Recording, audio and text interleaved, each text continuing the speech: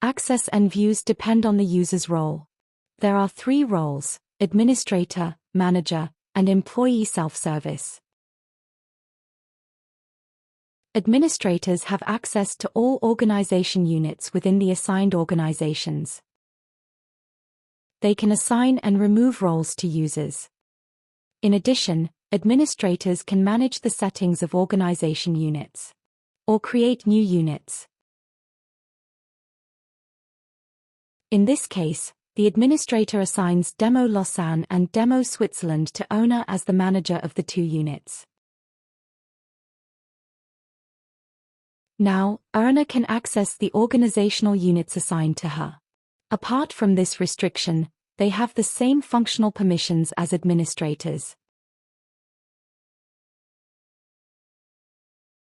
Users can select their preferred language. Employees assigned the self-service role can manage events related to their own personal data. They can also update missing information such as partner data, or view their documents such as payslips or statements.